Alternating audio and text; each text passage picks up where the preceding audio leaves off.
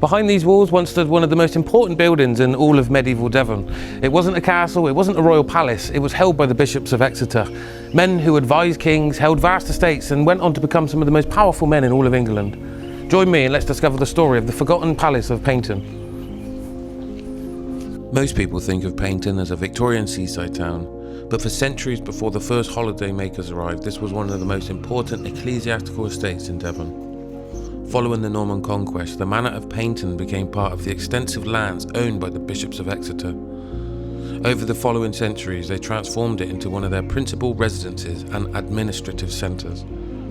The palace stood beside the parish church, surrounded by gardens, farmland, and even a private deer park, a powerful symbol of wealth and status in medieval England.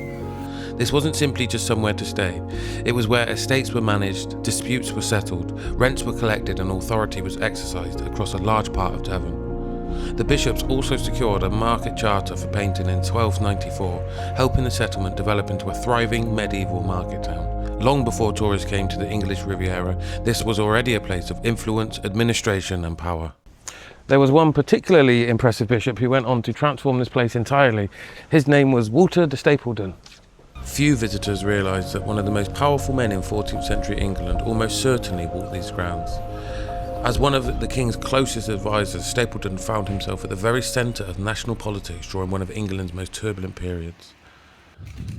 It's easy to see these walls as little more than a quiet ruin, but 700 years ago this place would have been full of life. Imagine the bishop arriving with his household after days on horseback, servants preparing meals in busy kitchens, messengers passing through the gates carrying news from Exeter, London and beyond. Church bells ringing across the estate, markets taking place nearby, officials collecting rents and farm workers tending to surrounding lands. Within the nearby deer park, game was successfully managed for hunting and for the bishop's table.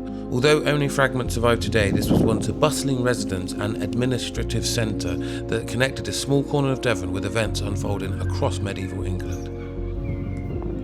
Walter de Stapleton's rise brought him extraordinary influence, but it also made him powerful enemies. By 1326, England was in political crisis.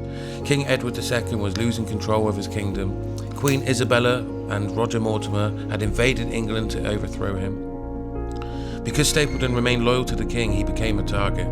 An angry mob seized him in the streets of London.